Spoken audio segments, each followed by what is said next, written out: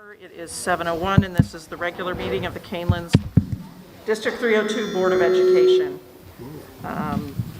We would like to inform all board meeting attendees that this meeting is being live streamed and archived for access at any time by our community members on the internet within 24 to 48 hours of the meeting's conclusion.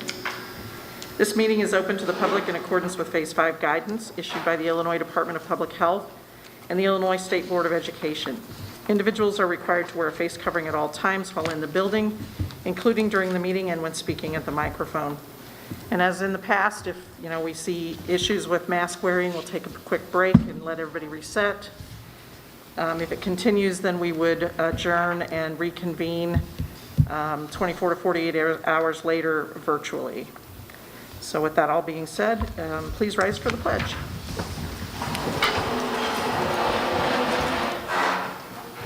I pledge allegiance to the flag of the United States of America and to the republic for which it stands, one nation, under God, indivisible, with liberty and justice for all.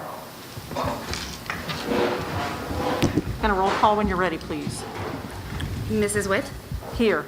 Mr. Gonzalez? Here. Mrs. Junk? Here. Dr. Lawler? Here. Mr. Mankivsky? Here. Mr. Carey and Mrs. Simmons are absent. Okay, thank you. With 5 members present, we do have a quorum. Are there any items that board members would like to move from the consent agenda to new business? Okay, hearing none, we'll move on. We do have an amendment to the agenda tonight. We are adding under another reason to go into executive session. That is 2C1, the appointment, employment, compensation, discipline, performance, or dismissal of specific employees, specific individuals who serve as independent contractors in a park, recreational, or educational setting, or specific volunteers of the public body or legal counsel for the public body, including hearing testimony on a complaint lodged against an employee, a specific individual who serves as an independent contractor in a park, recreational, or educational setting, or a volunteer of the public body or against legal counsel for the public body to determine its validity. And we are able, under the law, to add this to the agenda, as we have will take no action on it following. So I am looking for now, I'll entertain a motion to approve the agenda as amended. So moved. Second. And a roll call, please. Mr. Gonzalez? Aye. Mrs. Junk? Aye. Dr. Lawler? Aye. Mr. Mankivsky? Aye. Mrs. Witt? Aye. Motion carries 5-0. Move now to the board and superintendent salutes, and I will turn it over to Dr. Layton. Yes, and with that, I don't know, Dr. Adkins, are you coming up introducing our staff member from McDowell, or is Mr. Countryman is? Mr. Countryman is, okay. As you recall, we are going through our schools and our new staff. We typically do a reception at the beginning of the year, but due to COVID, we're just inviting them to board meetings. And with that, I will turn it over to Mr. Countryman to introduce his new staff member. So, Mr. Countryman from McDowell Elementary. Hi, thank you all for having us tonight. Unfortunately, out of our 4 new staff members, we had 1 with us today, but they've done a great job all year long of being very flexible, and given the nature of this year, it's been exciting to be a new staff member anywhere, so I appreciate all of their efforts. But I will hand it over to Jacob and let him introduce himself.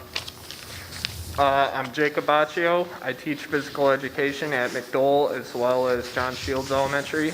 And as a Kaneland alum myself, it just feels really good to be back. Great, welcome.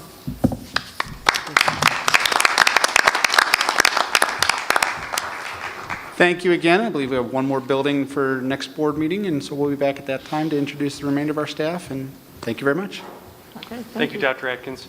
I do have a couple more, or 1 more salute, but it entails 5 of our staff members. If you recall, right before the winter break, we recognize our Educator of the Year candidates, and we do a press release, but I also wanted to share with the board, again, those Educator of the Year candidates from Kane County who will be recognized later at the end of April at a event that's countywide. Our nominees from Kaneland. For early elementary school teacher, it's Miss Jillian Yagi from John Shields Elementary School. Our middle school classroom teacher is Ms. Suzanne Satterfield from here at Harder. Our classroom high school teacher is Ms. Jennifer Heyman, who is high school teacher. And then our early career educator from Blackberry Creek is Ms. Molly Duda. And our last nominee for Educator of the Year from the administration category is Dr. Sarah Mum. So please join me in congratulating all of our nominees.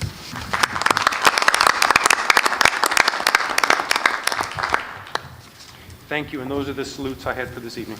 Okay. Dr. Fuchs, anything? Okay.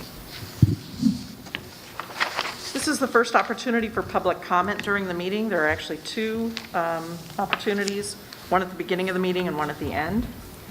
The board values public input to inform our decision-making and to provide information and insight into what is happening throughout the district. Board meetings are held to conduct the business of the Board of Education and are required by law to take place in public. However, they are not public forums. We use the public comment section as an opportunity to listen to our stakeholders. For that reason, the board does not enter into a debate or respond to questions spontaneously or without proper investigation and deliberation. In most cases, concerns or questions requiring follow-up will be referred to the superintendent. If you choose to speak publicly, we ask that you do so at the microphone, state your name and the village of residence or your association with us for the record, and limit your comments to 3 minutes or less so that all who wish to speak may have that opportunity. Public comment is a maximum of 30 minutes with a 20-minute total length of time for any one subject. You are encouraged to seek a private appointment to discuss matters concerning individual students or staff members. While public education can be an emotional issue, and understandably so, the board strives to maintain a certain level of decorum at the meeting. Those who speak are expected to maintain a tone of courtesy and civility. That being said, I'll call the first person for public comment, and that person is Kristen Kinsella.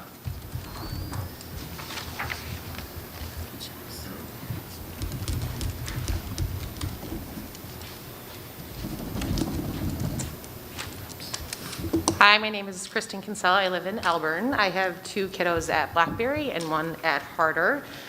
First, want to say thank you to the teachers and the administrators that are in the buildings every day. I know it's not an easy task, especially this year, so much appreciated, everything that they do.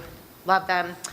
I did want to speak and try and seek some clarification, although I know that won't happen tonight, but just to make everybody aware, in regards to the policy regarding quarantining. So a little background, my daughter was sent home today for a close contact on Friday, fine. But getting more information and knowing the situation, the reason that she's home is due to a close contact with a fully vaccinated student. Now the unvaccinated kids at the lunch table all have to be home for 5 days. The vaccinated students at the lunch table do not need to go home for 5 days.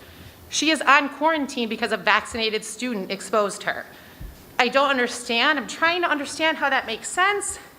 I know in the beginning when vaccines came out, we didn't know a lot, so that was the policy, but now we know better. We know vaccinated people are getting the COVID, they're spreading COVID.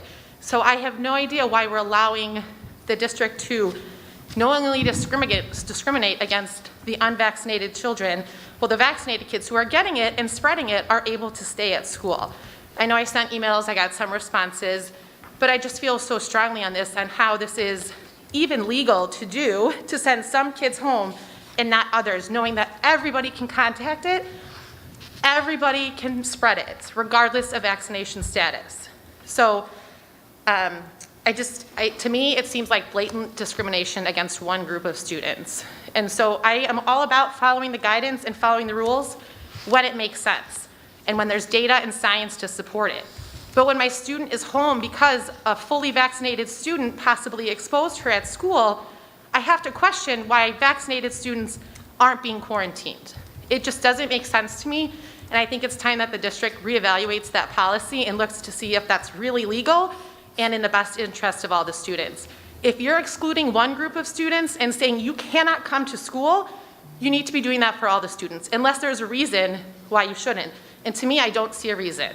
So I think it's time to look at that as a whole and whether that's something that continues or not. That's it. Thank you for your comments.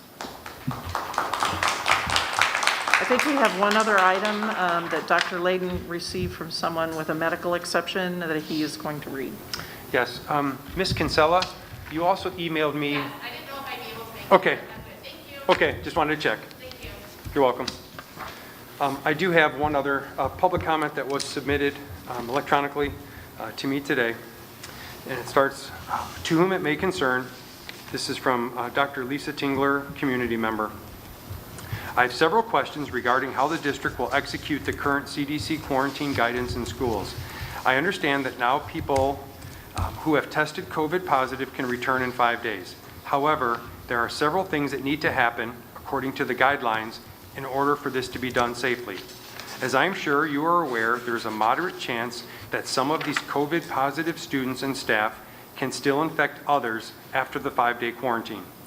The district services all students, and you need to protect those students and staff who are healthy, high risk, or have a high risk family situation. The district needs to disclose how they will handle these situations. I would like an answer from administration on how these questions that I have will be addressed in each school. Everyone deserves to know the full plan. I've emailed the district and school board previously with much greater detail in my questions, and I've not received an answer. Please include those detailed answers when someone responds back to me. In general, my questions are the following. Number one, who and how will the schools determine that someone's symptoms are resolving? Number two, how will you ensure that the COVID positive person will wear a mask at all times for all 10 days, including at home in the specified guidelines, so they can return in 5 days? How will you ensure that the positive person avoids an immunocompromised or high-risk person? What if it is a teacher and a student? How will this be done with protecting one's privacy? The students and staff who are positive need to stay 6 feet away from everyone when unmasked. Where will these kids eat? Who will make sure that they're eating in a correct spot? How do you protect the positive child's privacy when doing this? I know I don't want my kids sitting across the table from an unmasked, or sitting across the table unmasked from someone who is day 6 to 10 positive and possibly still contagious. I can't imagine many parents would. Will the district be encouraging the positive people to wear either a protective mask, KN94 or N95, for the 6 to 10 days? This is not a guideline, but a strong suggestion. It seems like the district, like most, is hanging by a thread to stay staffed and safe. I want everybody as healthy as possible while in school. Please let me know how these are being addressed. Thank you for your time. Okay. Thank you for that comment, Lisa Tingler. There are no other people signed up to give public comment, but are there any public comments from the room? Does anybody have a public comment? Okay, hearing none, we will move forward. Tonight's consent agenda contains the following action items: the approval of the treasurer's report from December 2021, the approval of accounts payable from December 2021, the approval of minutes of the December 13th, 2021 regular meeting, the approval of resignations, terminations, and employment of staff, the approval of destruction of audio recordings from closed session meetings from July 2020, the approval of policies from press on second reading, the approval of school fees for 2022-2023, the approval of Fox Valley Career Center fees for use of Kaneland facilities, and the following informational items: the student suspension data report, the Freedom of Information Act FOIA report, and the second quarter budget report. So I'll entertain a motion to approve the consent agenda as presented. So moved. Second. And a roll call, please. Mrs. Junk? Aye. Dr. Lawler? Aye. Mr. Mankowski? Aye. Mrs. Witt? Aye. Mr. Gonzalez? Aye. Motion carries 5-0. We will move on now to new business, and the first item is the Kaneland Student Handbook process update. Yes, thank you. As you know, and you've heard many times, our district aims to be aligned K through 12, DC through 12, in as many ways that we can. And one of the areas where we've taken it upon us administratively and with our staff to work towards that is the student handbook. So as you can see from the memo tonight, Mr. Brian Zerfis in a second will come up here. He, along with a number of our assistant principals and our deans of students, are working to align that So tonight's just going to be an overview of the process, not necessarily the handbook itself, because the handbook itself needs to go through CAC, through other committees, and will eventually be brought back to the board. So tonight, Mr. Zerfus is just here to kind of share an overview of the process, what led to the process, and some of the background that led to moving forward. So with that, Mr. Zerfus, welcome, and thank you for your work with this, and thank you to your team. Thank you. And thank you for the opportunity to be here today. As Dr. Layden pointed out, our committee's been hard at work since July of this past year, working towards a big goal, and that's one that we're really excited to kind of share where we are at in this process and share where we are going. If you could get the handbook presentation up, I would appreciate that.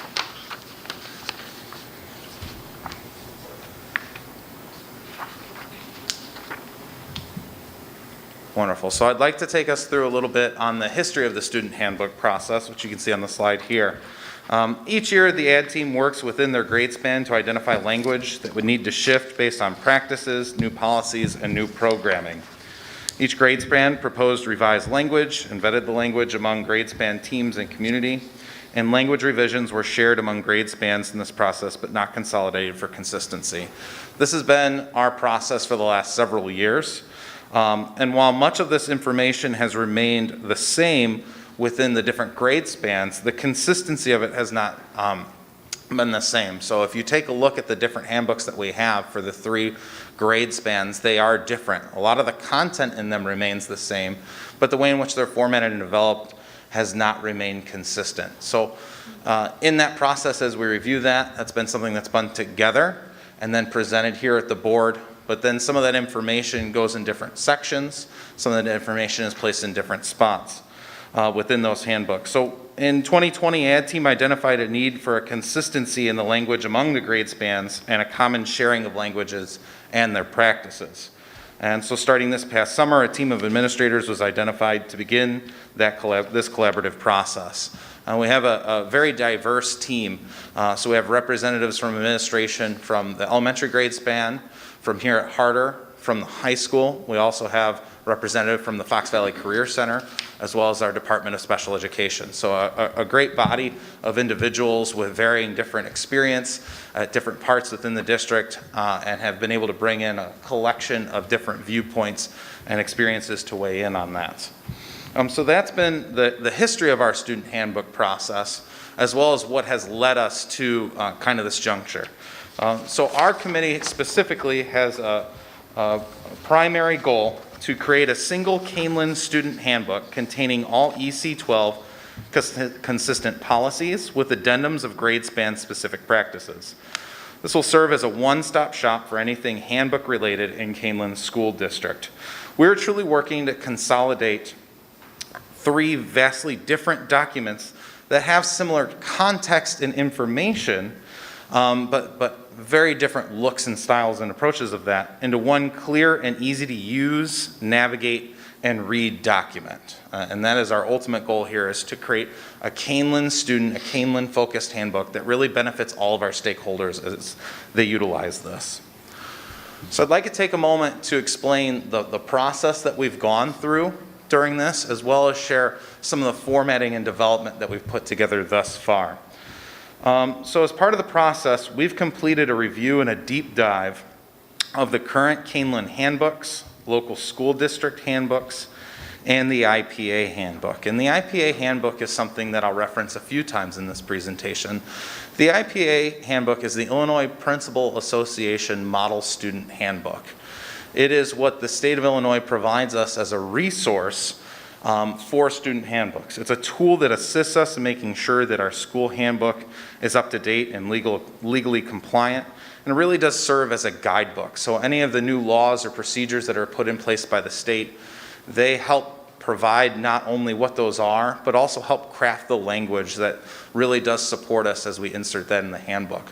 A lot of our current handbooks has very similar or exactly of the same language that the IPA recommends. This is a recommendation, and it's one that we do get updates from them every year. and we take a look at those, and then that's part of that revision process that you've been a part of, and that's something that we've taken into account through this process. So the IPA handbook has played a key role in this. During this time with our process, we've held a comparison and discussion of all grade span handbooks and the IPA handbook in identifying the appropriate and consistent language to eliminate or carry over. We've also taken a lot of feedback from district administration. As part of this, we've taken several steps during this process. The first one is, as we sat down and created a vision for where we wanted to go, and we started to get into the meat of this, we sat down as a team and took a look at what the IPA handbook had, as well as what we currently have in our grade span handbooks.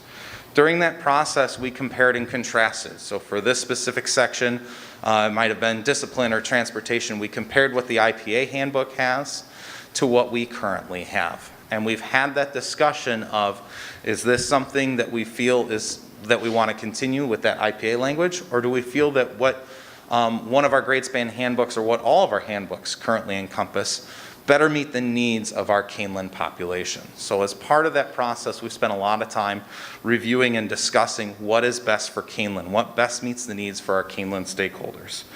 And then once we've identified that language that we feel best supports that, we've continued to incorporate that.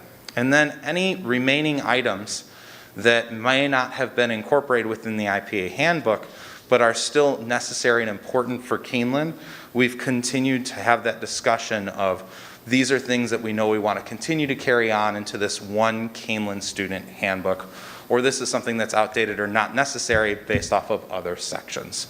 So it's really and truly been a vast deep dive process where we compare what we currently have within our handbooks to the IPA handbook, to discussion and needs of our district, as well as looking at other local area handbooks to make sure that we are encompassing everything that is important to Kaneland. It's been a great way to approach things in a holistic approach, identify as what is most beneficial for everyone. And it's taken a lot of man hours through that process, but it's one that we're very proud of so far, as we really do feel that it's going to provide us a very student-centered and driven handbook. There are a few other items that you can anticipate as we work towards the development of this handbook. The first is the layout. The handbook will be broken down by Kaneland-specific and grade span addendums. Addendums will also include a Kaneland athletics section in the district's one-to-one technology handbook. And the chapters in the Kaneland-specific portion will model the 12 IPA Model Student Handbook chapter sections. Those are items such as attendance, promotion and graduation, health and safety, special education, parental rights and notification. We've really tried to model after that as it does make the most sense and is most clean and cut. The next portion is our format. Within this, we have consistent table of contents page. Chapters and addendum sections will be clearly separated by page breaks, bolded subject headings, and the document will include bookmarks that allow digital users easy access to various sections. What we're working towards in this is to allow for a more user-friendly experience for all of our stakeholders, and the goal is to have a document that is easy to navigate with little background knowledge. As we've gone through this, we've really tried to make sure that as we create something that is Kaneland specific, that we take a look at what can we bring together. And as we have gone through this process thus far, we've seen that a lot of things do connect. So you'll notice as we get to kind of that process of being able to present it, that Kaneland-specific language that represents the entire grade spans within this district is right up front at the beginning of the document. And as we've gone through that, we've noticed there are some minor things that may be more grade level specific, but fit the specific sections. So we're able to encompass that in a very easy to use and navigate process, and easy to use and navigate within that, and keep things clear and consistent without having to break it up by specific grade spans, but keep things more generalized and easy to navigate. So we're really proud of the format thus far. There are some notable content changes that will be coming as part of this that we're still in development of. Some of those highlighted here tonight are dress code, discipline, attendance consistency, athletic handbook language consistencies, and social media. These are areas that we've done a deeper dive to thus far to ensure that we are best meeting the needs of our student population. There are more of those items that do need a deeper look at. And not only have we looked at that as a committee, but we've also been bringing in a lot more feedback from our administrative team. And that brings us to our timeline. And this is really important as we're beginning to reach the phase of bringing in more additional feedback within this process.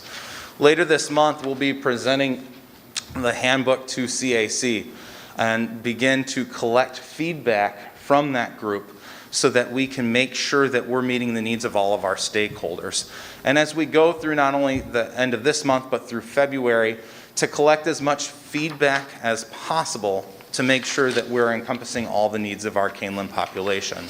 That'll also include a presentation of a second draft to the administrative team, as well as collecting any additional outside feedback.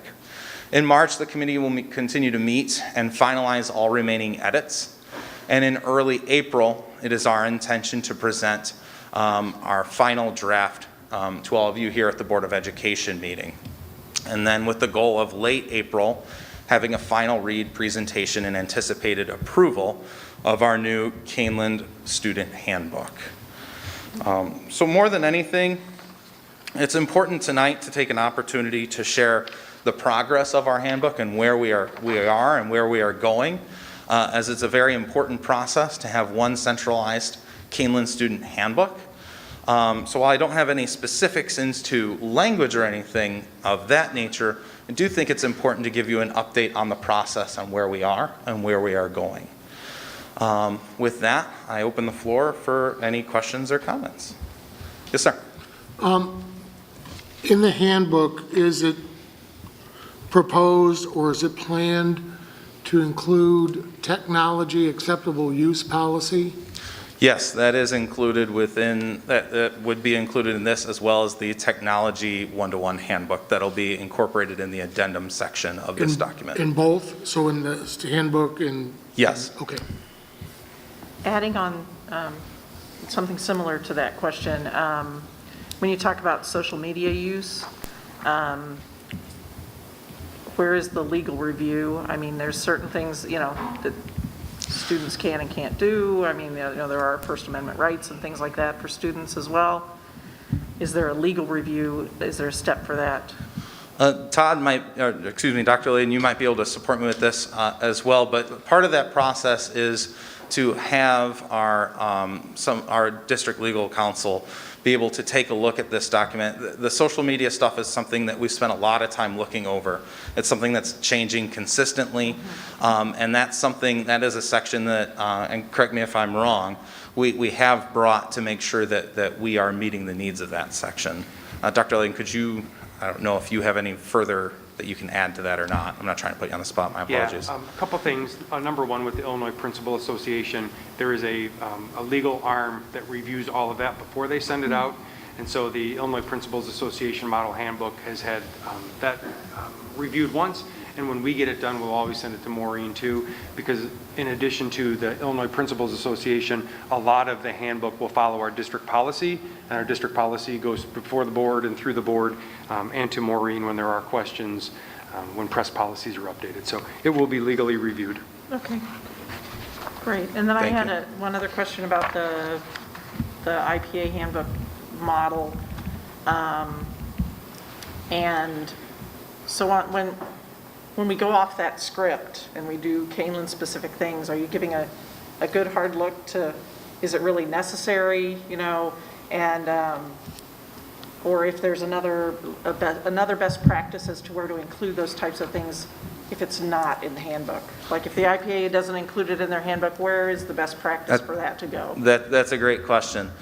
So as part of that deep dive that we really did up front, so in the first portion of this process, as we compared things to IPA, if we identified, hey, we've got something that really fits, great, awesome, we kind of checked that off the list.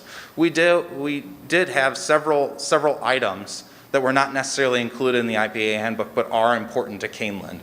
We as a committee have made recommendations on where we feel those best fit.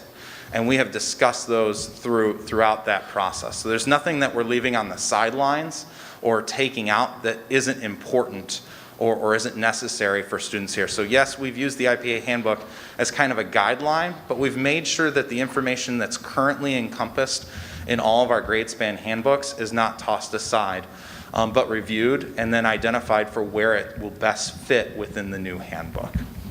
Okay, thank you. Others? Okay, I'm good. Thank you so much to you and your team. Thank We you. look Thank you for forward the to hearing more. opportunity. Wonderful. Thank you.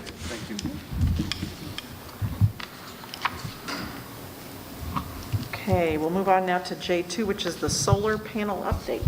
Yes, thank you, and I will turn that over to Dr. Fuchs, and she can share some information and answer any questions you might have. Great, thank you very much.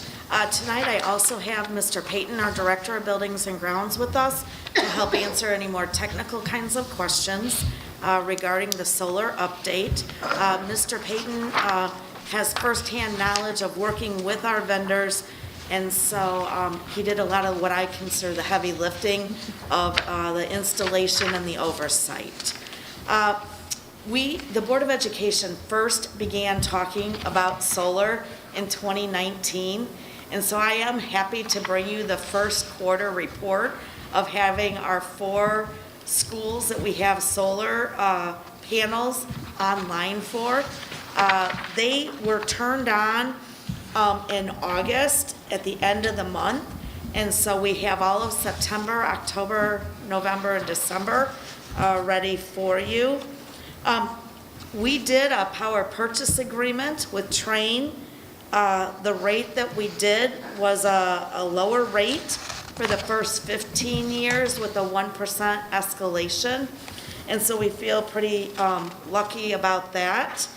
I've got the initial estimates on the front side of the board report, but on the back side is where you can see from September 1 through November 30th, which is approximately a quarter of the year.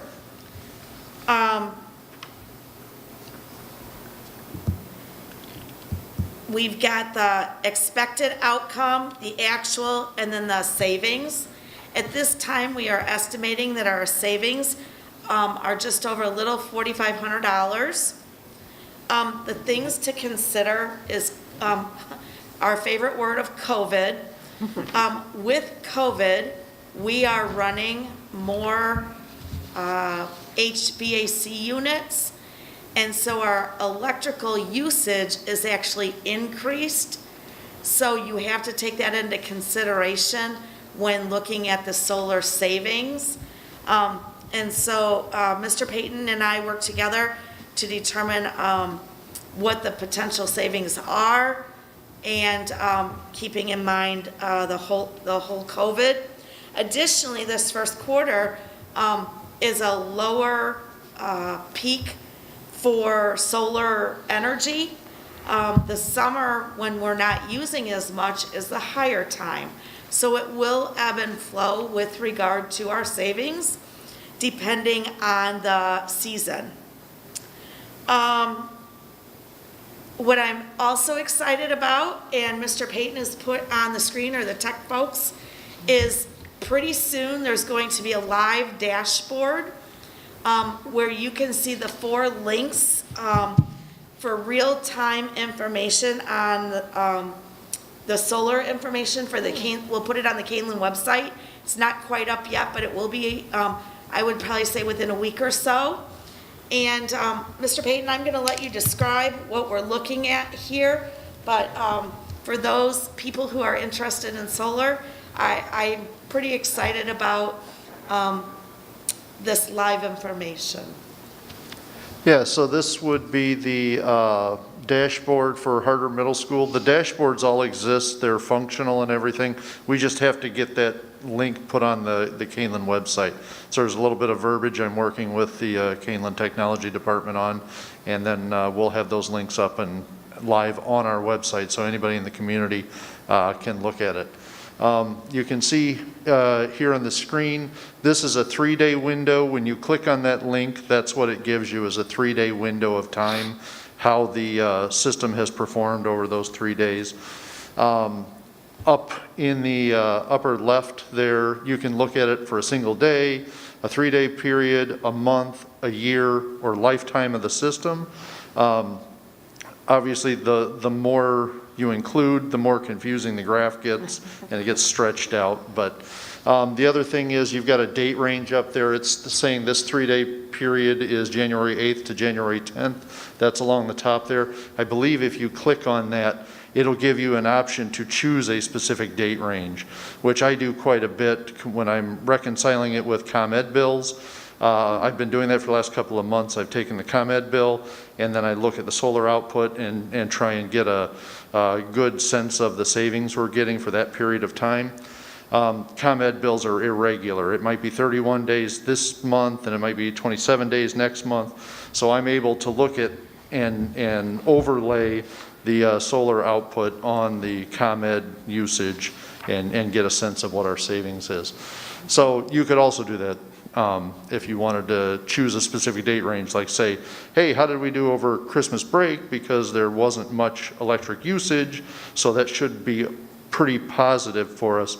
How did we do on the solar? So, I mean, that's it in a nutshell, and there's some little factoids on the right-hand side. You can see scrolling there. Our solar energy was the equivalent of 527 gallons of gasoline not, excuse me, not burnt, pardon me, not consumed. So just nice little factoid, kind of makes it real world for people. That's the dashboard in a nutshell. Like I said, this one's for Harder Middle School, but there's one link for each building that we'll have up on the website shortly. Was the dashboard designed in-house? No, that was it's actually provided by Train. Provided by Train, okay. That's pretty cool. I have a question. Forgive me, this is probably a newbie question, but not being there for the process of when you guys decided to bring this on. The cost of the infrastructure, like to actually install them, buy the solar panels, all those costs, when we see these savings here, is this dollar for dollar against if it didn't exist? Is it accounting for that cost of the infrastructure over the period of time? So Kaneland did not pay a penny for Okay. the infrastructure. Okay. The total cost of the infrastructure was put out by Train, and they got some government rebates to use against it. Okay. And so what we're doing now is we're paying Train for the electric that we use, and we're also for the solar, we're paying that dollar amount there. With the 1%. Yep. And for the amount that's not generated by the solar, we're still paying ComEd. Okay. So there's a portion of each. Do you want to? So, yeah, it's what they call a power purchase agreement. We didn't lay out a dime for the infrastructure that was put in. Train and their investment arm did that. And the reason being that this works so well is because a school district can't reap the tax benefits from implementing something like this because we don't pay income tax and things like that. So Train is able to get those benefits, capture those benefits, and then they provide the infrastructure, and then we buy the power off of it. And we buy that at a reduced rate from what we would buy that same amount of power from Commonwealth Edison. Now, will they be covering future cost of maintenance and Correct. replacement of panels and whatnot? Yes, Okay. yeah, we will never have to pay for any of the repair and maintenance, upgrades, things like that over the life of the contract. Thank you, Mr. Payton. Well said. Thank you for the clarification as well. I'm sure you guys have discussed this before, but being a newbie. Yeah. Anything else, board members? Okay, thank We you. look forward to providing you with the annual update then in September, after it's been open or online for a full year. Whoever else would like to monitor that and learn and see it in real time. It's kind of an interesting way, especially with the the column on the side of the different savings and different ways to realize the change that we're making, the difference we're making. Thank So you. thank you. Okay, we'll move on now to the third item of new business, which is the Illinois State Report Card and Indicators of Success presentation. Yes, thank you. Typically, this is a fall presentation because the school report card typically comes out in October, and then we take our time to assess the data and then update the indicators of success that we also have. But due to COVID last year and the previous year, the last couple months, the testing cycle was shifted and changed, and in some ways not used at all. So kind of unfortunate because we put a lot of time and effort, as you know, into the indicators of success and creating those, but the last 2 years, those indicators are going to be slightly skewed, and in some ways, if you look through the report card, it says basically this information is unavailable, this information is not reliable. So the school report card information is okay, and we'll share some of that tonight, but also remember that it comes out in 3 equal installments. The first part came out in October with the data that they had from the tests that schools took last spring, and not all schools and districts took them. And then the December data came out, and then there will be April data that will be released. So there's 3 different releases this year, and they're releasing different information in each one of those administrations. And so with that said, what we'd like to do is share some of the information, some of the highlights that we do have that we can talk about. I will share a little bit of the overview from the school report card, some of the major findings that we had, and then Dr. Mum, unfortunately, she loves to share data and loves to provide updates, but there's very little from the EC through 5 area of tests that were taken. And please also remember, we, I think it was last year, the January meeting or maybe the February meeting, we provided a district-wide update of how our students were doing, how they did with standards achievement, how they did with first semester grades, first quarter grades, and first trimester grades. We will also be bringing that back to the next meeting. So those of you that love the state data and the indicators of success, you'll get that tonight. And those of you that are waiting for how our students did and failure rates and GPAs, those things, that's what we'll have more at the next meeting. So we'll get both of those because the information that we're going to share tonight is somewhat limited based on state testing. Some of the highlights that I do want to share is, if you recall, I think it was 3 years ago, they went to a district or a designation for each of the schools. And so we were commendable 2 years ago at all of our schools, and that was a carryover to last year. So all of our schools are commendable the last time we did the rating, and that is a carryover distinction that we keep also. Our post-secondary enrollment, those that go on to education and school of some sort after Kaneland, is between 75 and 80%, and that has stayed exactly between 75 and 80 over that 4-year period or 5-year period. Class size is typically 23 to 24 average across the district. Last year it was at 21, and COVID-related reasons, classes, hybrid model, remote classes, there were several factors that impacted it due to COVID. So that was a little lower last year. Our low income percentages is at 15 from last year, and that's the exact same as it's been for 3 years. So it's been very stable. And our students with IEPs is at 13% from last year, and that's also very stable, 13 to 15% over the last 5 years. So that's been stable. And then student attendance was 95.8. I'm not 100% sure how they figured that out with remote and in-person, and then an adaptive pause, and then a hybrid model. But I will share that it is the second highest we've had in 5 years. So however they figured it out, that's a good thing for us because it was high, and we do know that hopefully we had good student engagement. Then the next one, the second to last one I want to share is student mobility. That was at 5% last year, and that's the highest we've had in the 5-year period. It's typically 3 or 4%, and I believe that's also a COVID-related designation. The students that, based on hybrid based on some of the rules we had to follow in the state of Illinois. I think we had more students than ever, homeschool, private school, and other designation that they selected. So it will be interesting to see what our data is this year based on the fact that we were able to be back in person and follow a lot of the guidance that everybody else has followed too. So that'll be interesting. And then the last piece I want to share is our teacher retention number. That number is typically between 89 and 90%, and for last year it was 91%.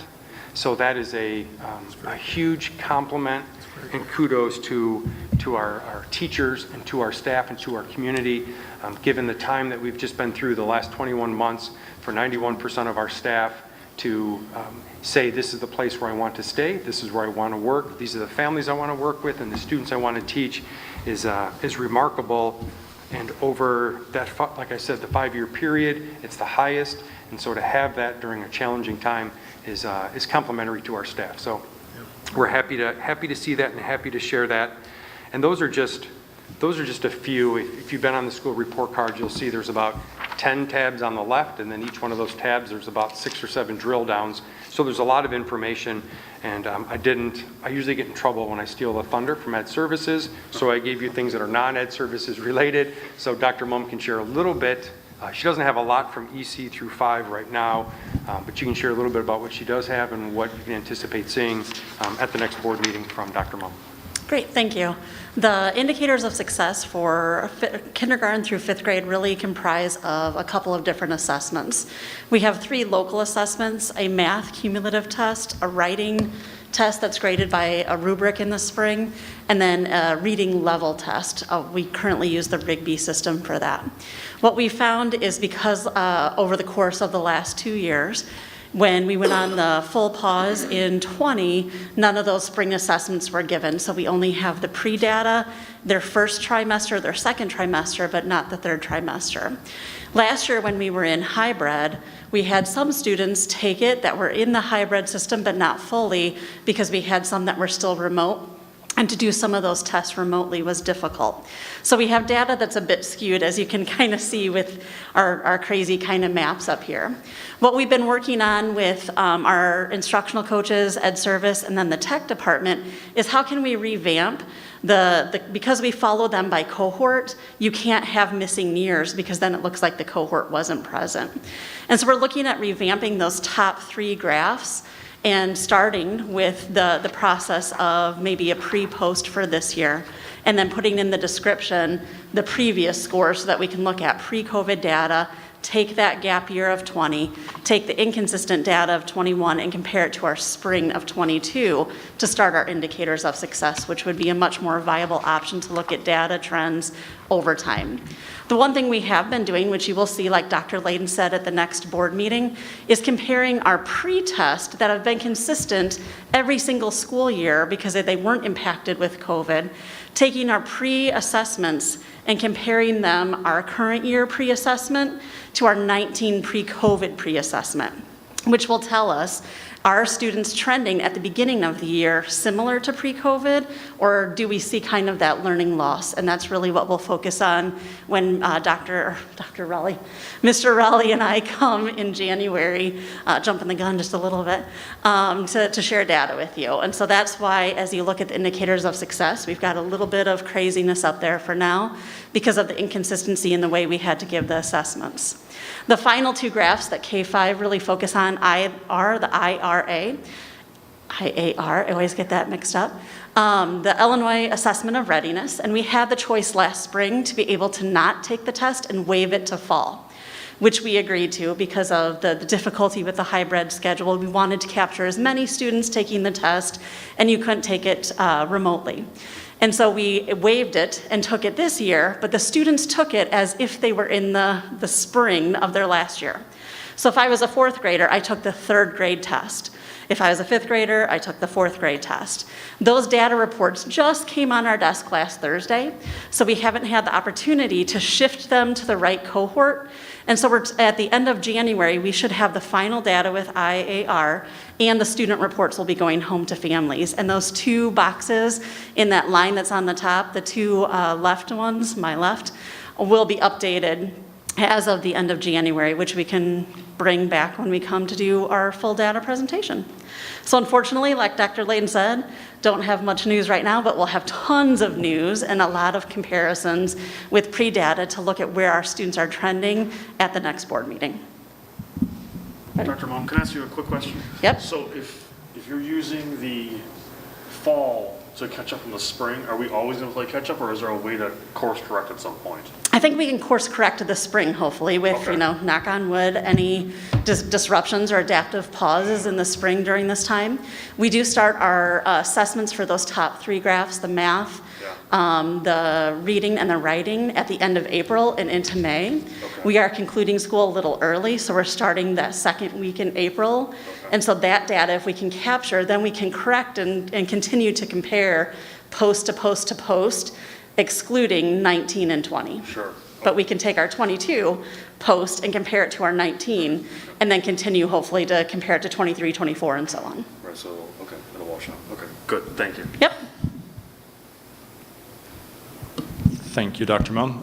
As far as our indicators of success are concerned for 6th through 12th grade data, we don't have, again, with the IAR testing, the 6th through 8th graders did something similar. They took it this fall, so we don't, same boat as what Dr. Mum had just explained.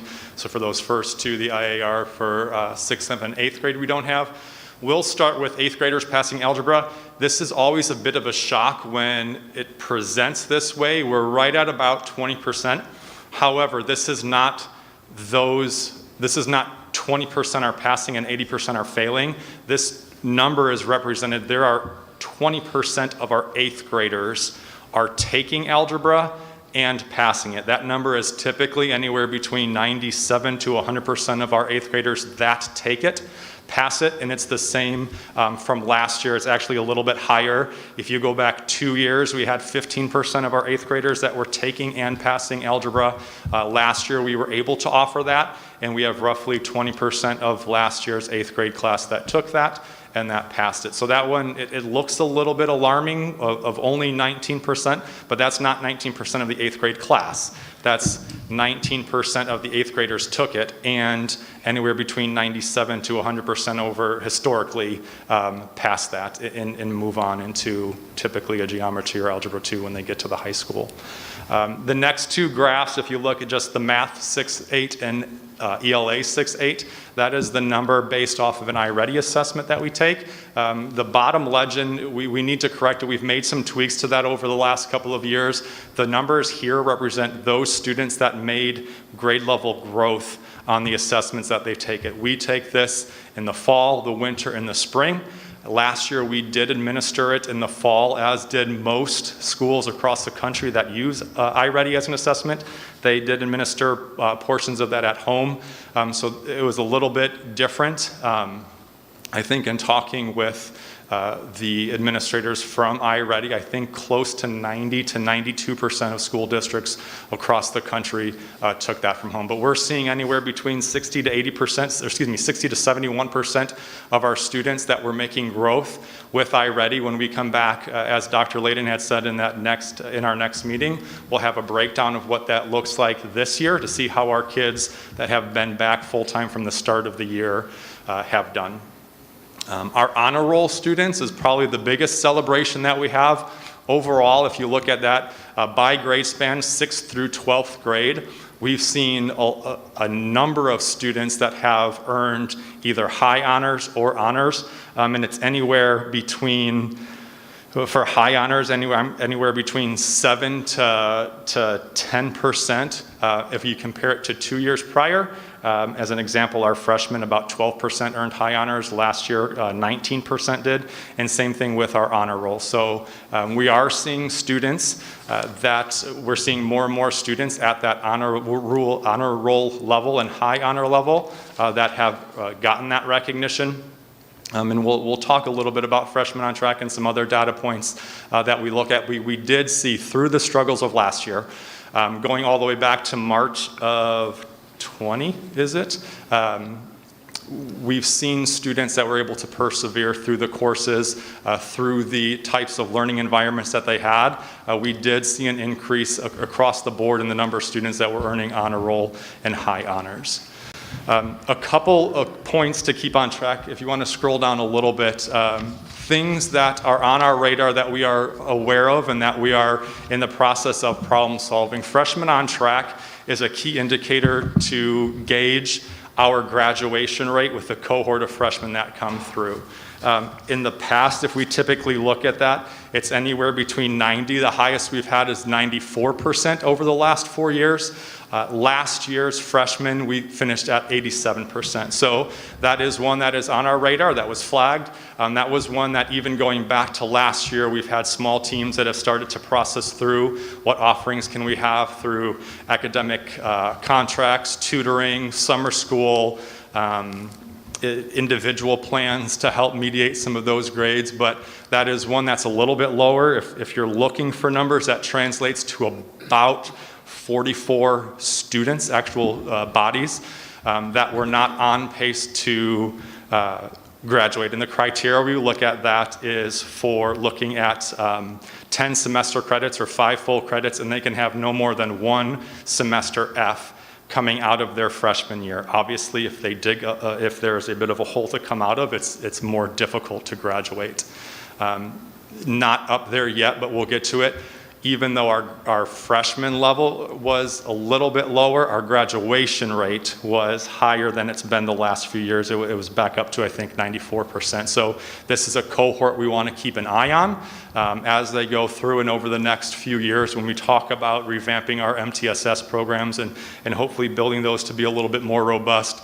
I know that we've shared with the board some ideas for summer school to target different indicators, different standards to help boost some of those grades. Credit recovery, there are plans that we are working on and working through to make sure, A, we have these students identified, B, how are we intervening with them over the course of the next 3 years.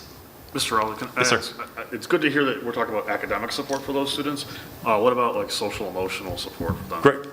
Great question. We're lucky enough, we got approved for 2 additional social workers, counselors to help. What we found was with the staff that we had on hand, we're triaging a lot of tier 3 high needs social emotional support, and there was a trickle-down effect. But now that we have some more staff there, we're able to support not only those high need students, but also those when we talk about as a freshman, if I end up with an F in a course, what does that do to my projection to graduate? And they can start to have some more robust conversations centered around that piece, the mental health that's associated with that, the anxiety, the stress that comes with this difficult year as a child that was out of my hands. What can I do now as I plan forward in looking at the emotional toll, the psychological toll that may have on our students? So we have been able to add some staff that have expertise in that area to help problem solve some of those issues. Good to hear. Thank you. The next few, if you go down our college level coursework and the 2 graphs there in the red and the light blue, those are slightly down from the previous year of reporting. We have about 28% of our students that are taking college level coursework, either through the high school or Fox Valley. That is dual credit classes, articulated credit, or AP credit. So about 28% of our students took those courses, and almost all of them earned the associated credit certificate that goes along with it. Of that 1%, so 28 took them, 27 earned that credit of those certificates. That can come from a variety of different reasons. It could be that they did not receive a 3 or higher on the AP score. It could be that they didn't meet the requirements to earn their certificates or the accreditations through their Fox Valley courses, but just about every student that took them and enrolled in them came away with the credit that they were seeking in those courses. The reason it's about 3% less than what we typically have enrolled in those courses, and that was due to the structure and the learning environments that we had. Based on our resources, we could not offer every single Fox Valley course, AP course. We just didn't have the teachers with the certifications to offer those. So it was about 3% less of our students, but those that took it have seen pretty similar success to what they have in the past. Our Nights of Distinction has changed. Yes, sir. for your students on track, we have statistic or a statistical breakdown for those students, IDEA, student child count, or students with IEPs? Yes, sir. Yes, That sir. will We will be- have that at the next meeting. Yep. At the next meeting, okay. Yes, sir. And I believe we can compare that to what we had. We had a similar breakdown last year as well, but we Okay. can pull those and filter those with our reports. Our Knights of Distinction has shifted. Previously, that award was given out to our seniors, and it encompassed a few different key components. This number here represents the Latin honor system, so 19% of our seniors earned Latin recognition, either cum laude, magna cum laude, or summa cum laude, based on a 3.9 to a 4.1 or higher in those breakdown areas. So that, if you pull that drop-down menu into 2019, 2018, that number's a little bit higher, but that award has changed through our high school. So 20%, roughly 20% of our students have earned that recognition through the Latin honor system. And then the last two indicators there, our graduation rate is a bit of a celebration for us. We're at 94%, so about 2% higher than the years past. And then similar to our freshmen on track, this GPA is one that we're keeping an eye on as well. If you see that blue slice there, it's roughly 11% with a GPA of between a 0 and a 1.0. That's higher than it has been in the past. It's about 8 or 9% higher than it has been in the past, which we're looking at roughly 30 or so kids. So we want to make sure, again, as we talk about the plans that we have in place, these students are identified. We do have teams that look at these different populations, and again, how can we service them in addition to what they are already receiving? Some of these numbers, because they're indicative of last year's GPA, some of these students have earned some of this credit back through summer school. Some of them have individualized plans, academic contracts with teachers, MTSS classes and courses and interventions. We are looking at ways, and our MTSS committee has met several times this year to really revamp that, to make that a more robust offering for all of our students. So it's higher than when it has been. That has stood out to us as we look at this population. It's one that we are aware of and that we're going to be intervening with again throughout the course of this year. Great. That's a large overall view of our indicators. Again, as Dr. Mumm and Dr. Layden had said, we'll break that down at the middle school and high school. We break it down either by quarter at the middle school. We just are finalizing our semester grades now, so we'll have that breakdown of what it looks like by grade level, by department, from students with 504s, with IEPs, and we will be able to dig a little bit deeper into that at our next meeting. And will we get that in the packet ahead of time so that we can formulate questions? I don't know, sometimes when there's so much data, it's easier to have it ahead of time to kind of read and study on our own and then formulate the questions. Yeah, we'll do our best to get as much of that as possible. Fortunately, with a 5-week January, we do have 1 extra week between meetings, so that gives us a little extra time to get that. So the data that we can get compiled and put together, we'll get as much as possible. Okay, thank you. You're welcome. Appreciate it. Thank you. Thank you. Thank you. Thanks. Okay, that concludes our new business for tonight. The next item is the superintendent and board report. Briefly, just as a reminder, both the school report card link is on our website and the indicators of success are also on the Kaneland website. So each year that's updated in the fall. So once the fall, we give that information out. The information that people would like to go and find and the data that they find important, they can go look at year round because we don't take it down. It just stays on the website. A couple updates that I have. First one is a big one. As you know, with the CDC guidance, initially we were going to follow it right away, but then the IDPH said, hold on, not yet, wait to see. And then the IDPH and the state board did say that they would approve it with some additional guidance that's coming out. So we sent the update and we are following it as recommended and as the guidance states, but please know that they also, on my Kane County Health Department call today, did share that there is more guidance that is going to be coming. So as part of that, we will monitor that, we will wait for that, and once we get that, we will make sure we share that.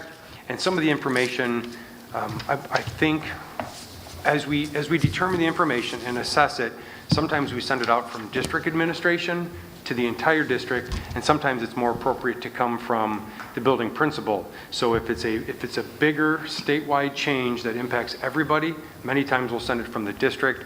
But if it's a practice or a procedure change that's more building-wide, we'll just have the principal send that out. So know that our families can look for information from the district or from their principals based on what the new updates would be. And just like to thank our families, our students, and our staff and the board for their flexibility. Please know when that guidance comes out, we assess it. We look at it through the health department, the regional office, legal, and then determine what changes are appropriate and how we're going to assess those. So that's ongoing. Happy to answer questions as those come up and as we share that information. Yay, more changes. Yes. And as you've seen, I'm not sure why, but typically they come on a Friday at about 2 o'clock in the afternoon, which makes it a challenge to try to get it timely back to our families by the beginning of the next week. So when we can do it, we will, and there's other times we may have to wait a day or two into the following week. Another CAC, as Mr. Raleigh shared, we do have CAC on the 20th. One of the topics will be the handbook. We do need annually, the handbook does need to be reviewed by a district committee, and CAC has done a great job of reviewing that annually, and that's part of what they'll be doing in January. And board members are Yes. welcome to join Yes. that meeting. Yep, and when that agenda goes out, we'll make sure that goes out to all board members also. Okay, thank you. As you saw, right at the beginning of the new year, we sent out district information to our families regarding the Mental Health Day law update that became enacted in August 6th. It was passed August 6th, but enacted in January. And so we sent that information to our families, and please know that we are monitoring and evaluating that and how that goes, our numbers, our resources. So as we learn more information, as we get more feedback and it's implemented, we may shift and adjust what our practices and procedures are, and also if there's anything that we do need from the board, whether it's resources or just information in general, we will bring that to the board. Any questions on that law or the process around that? Okay. If you have questions, please let me know. The health department today, the biggest takeaway today, and by no means is this a peak that they say is a peak and done, but on Wednesday, we had the highest single day rate of positive cases at 1,961 of last week, and then Saturday it was at 1,035. So they did say that 1,900 is the highest single day number that we've had. So they're not calling that the peak and then it's down to 1,000 and it's going to continue that way, but they did share that it is a positive trend, and we monitor that. Those are the questions we ask. We ask about the trends, we ask about positivity rates, and we'll continue to monitor that again as we move forward. Rev update, our Respect, Equity, and Value, which is our equity audit through CEC. On Wednesday morning, we have our CEC representative, Arlana Bedard, who many of you have met, and Crystal Williams. She have shared the information, and they will share the information with us. And what we're going to do on Wednesday is just reviewing, again, the survey information that we took, and then also the focus group sessions to get the information evaluated by the administration and look at it. And at that point, we'll determine the beginning steps of what the next process is, because we have to review all the findings. So at that point, we haven't created the action plans yet. We're going to look for action plans. We're going to determine what the action plans look like. We're going to determine if we need a district audit team, which could be students and parents, administrators, teachers if we need. All of that is part of the findings and part of the process moving forward. So that is something, as we do learn more of that information, we will bring that back to the board with recommendations, the opportunity to serve possibly on an equity audit team that may do an annual review, maybe a semi-annual review. We're just not sure yet based on what we determine Wednesday morning. So more information will be coming back on that. Then the last piece I have, I just want to share a quick overview just with the board on emergency days, remote learning, and adaptive pauses. I think many times those terms kind of get used interchangeably, and they're somewhat can be the same at times, but there is a distinction between them. Typically, an emergency day, when we call an emergency day, that has typically been district-wide, and it's usually weather, it's snow-related. There's usually an issue where we are off for the whole day. In emergency days, then an extra day or two, depending on how many emergency days we use, are added to the end of the school year because they do not count as student attendance. If you recall last year, we had 5 remote days and 5 remote planning days we could use that weren't added to the end of the year. But this year, any emergency day that is used is added to the end of the school year. And the other piece with that is, if you've seen other districts around us that recently have used emergency days, if you use an emergency day with a building or 2 buildings within a district, those days can be emergency days, but if it's less than half of your student population, they don't need to be made up at the end of the school year. So if a local district today, their high school was out, but since it was only a high school and the rest of their schools were in session, it was an emergency day for the one school, but that day does not need to be made up at the end of the year because it was a small enough population of their overall enrollment. So, and that's emergency days. So we could use emergency day at a building. We could use it for a grade level that might have to stay home. We could use it for our classroom. That's completely up to the district. And again, if it's a smaller portion, it's an emergency day, they are just home. Their teachers would come in and do work, and the students would just be home for the day. Which is benchmark is 50% of the total enrollment? Yes, I believe so. I'm going to have to check for sure, but I think 50 was the last that I had heard to use. Tonight I have to make that up. Okay. And then, so remote learning, if you recall last year, after the hybrid model was put together, the state superintendent issued a remote learning option and said that every district had to consider that, and they had to ask families if family wanted a remote option. And so we did that last year, and we accompanied or provided the opportunity for our students. This year, the state superintendent has not provided that opportunity. The state superintendent, due to equity issues, wants all of the students in school, in person, as much as possible. So remote learning for our students in the typical sense of remote learning from last year is not allowable. So while cases increase, and we see cases have increased, and when we get the weekly email, there are some families that have some concerns that wish they had that remote option, but it's just not allowable through the state right now. Now, an adaptive pause have been used and can be used, but right now they're allowable through the school district with confirmation and conversation with the Regional Office of Education and the Kane County Health Department. And what they've been sharing, and when they've allowed it, is based on safety purposes. So right now, because the case counts that people see across the county, there are people that have hoped for an adaptive pause. Some people believe it's the right time for an adaptive pause, but that's not allowable for us because of case counts right now. The health departments still say, stay in school. We will help you if you have outbreaks. We'll help you if you have high cases. They can make recommendations, extra mitigations, other things. But for right now, they continue to share their recommendation to be in school and their support for in-person learning. So, that said, we don't know what the future holds. We've seen things change and flexibility and pivoting. We do have a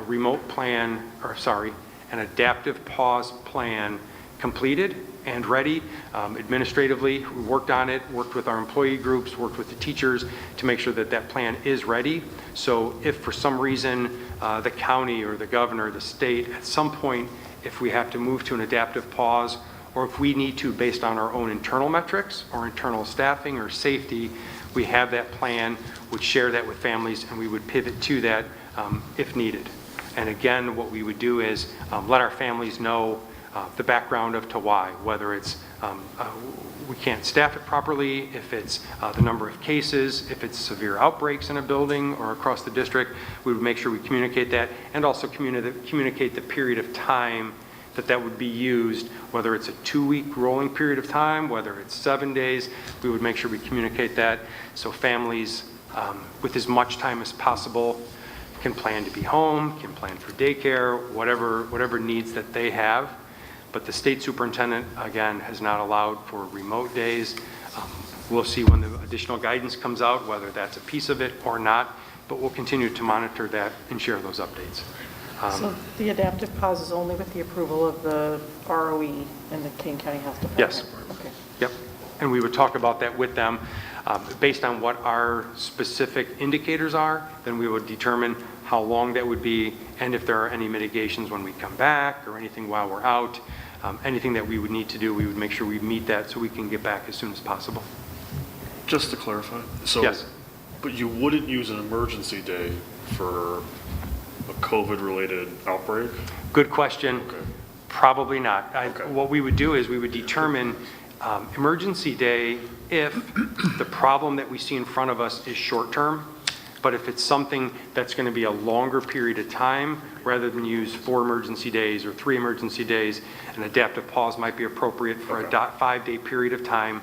Students can then have some consistency for a period of time, because what we wouldn't want to do is an emergency day one day, 3 days of an adaptive pause, another emergency day, back and forth. So that consistency for both students, staff, and families is something we're going to definitely target.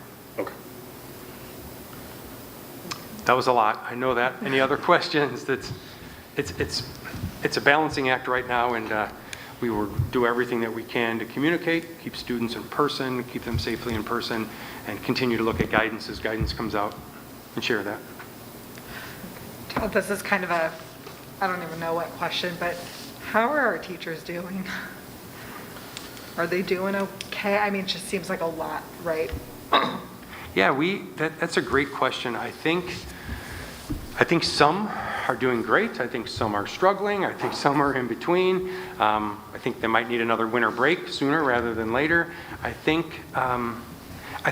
appreciate you asking for the teachers, because it has been a heavy lift. They've reformatted everything that they've done over the last 20 months.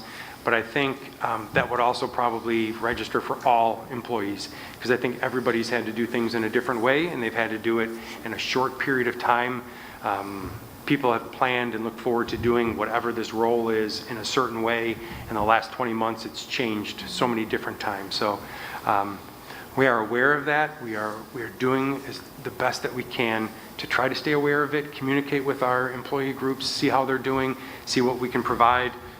Some of the things are attainable, and some things are a little more pie in the sky, but we do try to work with them, or we do work with them to try to meet the needs that they might have. I hope if there's, I have no idea what it would be, but if there's anything that we can do to support any of our employees and all of what they're trying to go through right now, that you'd communicate that to us. Thank you. We will do that. That's good. We are fortunate to have a good relationship with our employee groups, and you see a lot in the news, and we really appreciate those positive relationships. Yeah, and that's part of the reason why I wanted to highlight the 91% retention rate, that it is a great community, and our teachers work hard, our families and our students and all of our staff. So we'll continue doing that, and if there is anything board member junk that we could bring, or to any board members, we'll make sure we let you know. So thank you. I know that was a lot. Thank you.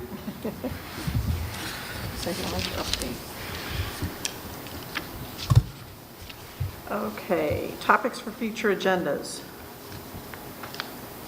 Anyone have anything right now? Not right now, okay. Okay, public comment. I need the sheet from the second half, if it's available.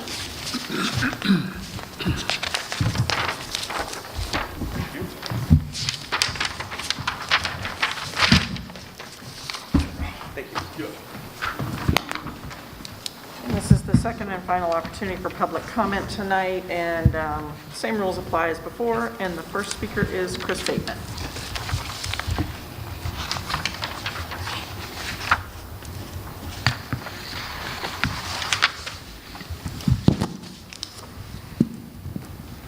Hi Board, Chris Bateman, Elburn.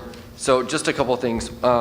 One, I want to express my gratitude and appreciation for the quick adoption of the new guidelines. As you guys have said and stated repeatedly that you would follow the guidance, you have continued to do that, so I appreciate you sticking to your words and plans on that.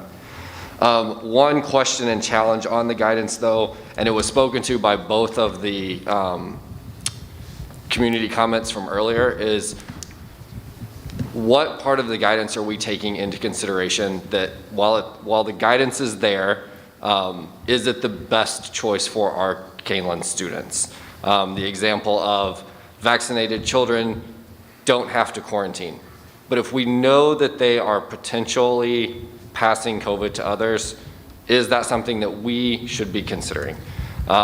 Likewise, any other sort of mitigations that are possible around things like that.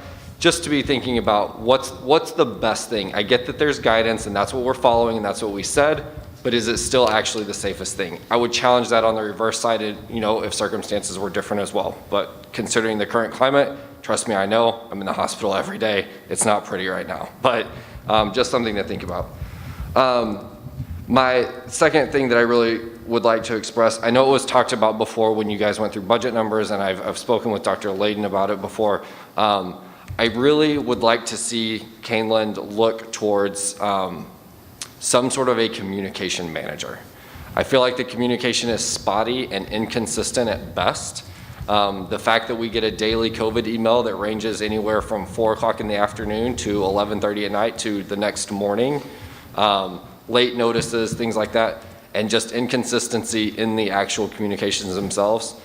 I really think that the Kaneland parents and community could benefit from having that. I think the school and the administration will benefit from that as well.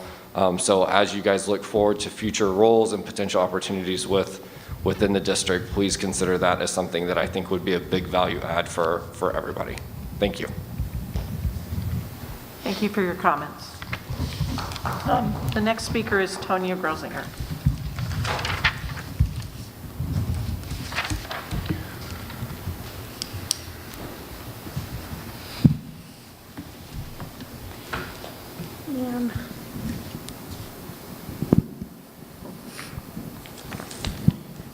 All right, Tonya Grosinger, Maple Park.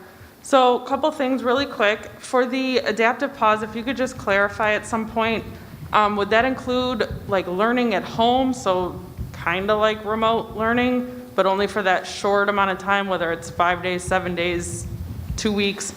Or would it be more like an emergency day where it would be nothing for the students and then a possibility to make up at the end of the year? The other thing I want to know is the bus windows. They're open and we have sub-zero temperatures. Students are sitting on ice. And while I can appreciate that that might be guidance, is it the best practice, right? We have kids sitting on ice. I'm really not sure how sub-zero temperatures and sitting on ice is safer than COVID right now. It just doesn't make sense. I'd really like to revisit that option.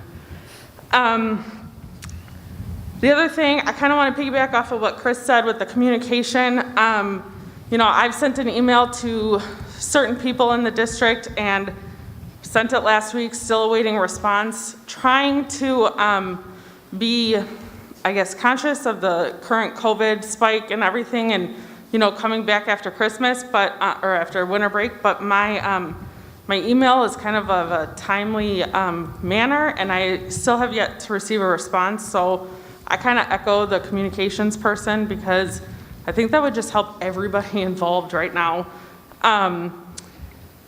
Especially, my other thing is, I'm not sure why we didn't use an emergency day on Friday when transportation stopped working. I understand that there was a bit of a, things happen in the cold weather, but when we realized the buses weren't working, why didn't we just bring the kids that had already been dropped off at school home on the buses that were working and just called it a day to make up at the end of the year?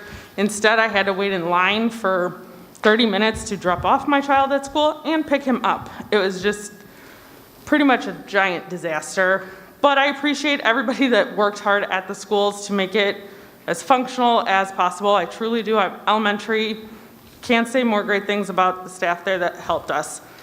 The last thing that I want to know about standard-based grading. It was mentioned to a couple of us parents that surveys were done or given to staff, teachers, about how they felt, what they liked about it, what they didn't like about it.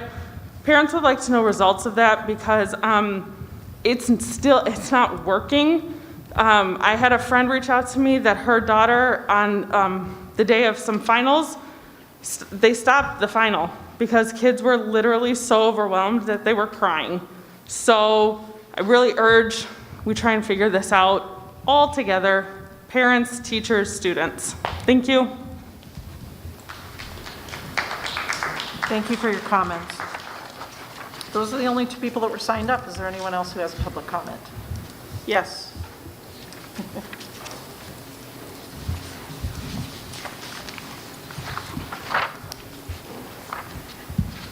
Hi, my name is Braden Cotero. I'm a sophomore at the high school. I just would like to say something. I have a few questions on how the COVID protocols are being followed when the wording is, when we can't follow the CDC guidelines of the 3 feet at the high school. I know my English classroom, I'm sitting shoulder to shoulder with other kids. I would also like to know how a staffing problem is defined when we have security guards supervising English classrooms and the high school principal is hanging up on parents calling, asking about it. And I would like to ask why an e-learning plan is not offered when, according to ISB's website, an e-learning plan can be utilized but is not required. Thank you. Thank you for your comments.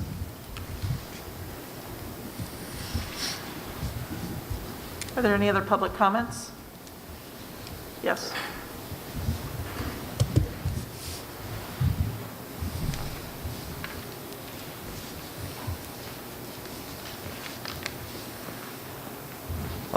Hi there. I'm Kevin Sigrist. I'm also a sophomore at Kaneland. I wanted to talk about communication, like someone was saying earlier. I think that communication, like with students and with parents, can be greatly improved. Like, I think, Superintendent, what you were saying earlier about like what the difference is between an emergency day and like a pause day, et cetera, is really important. And I think that a lot of the students and the parents kind of maybe blame you guys, but what you explained is perfectly, like, it makes sense. And I think that it's not really your guys' fault, but it makes the students and the families kind of think that it is. I think that communication can be like greatly increased, and I think that the families should know more. I also think that students don't get the emails, the parents do, and sometimes my parents not think something is important, but I do, and I just like would want to know it. So yeah, that's all I have to say. Thank you for your comments. Any other public comments? Yes.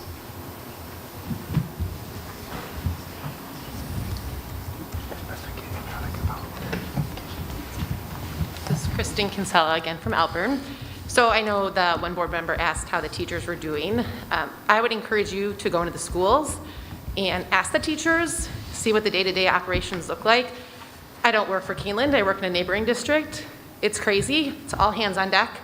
And so I think if you want to know how the teachers are doing, it would be a great idea to talk with the teachers to see how they're doing and try and be visible in the schools, help out when possible. Thank you. Other public comments? Anyone? Okay. We appreciate all your comments tonight. Questions that were posed in public comment will be followed up on by the administration.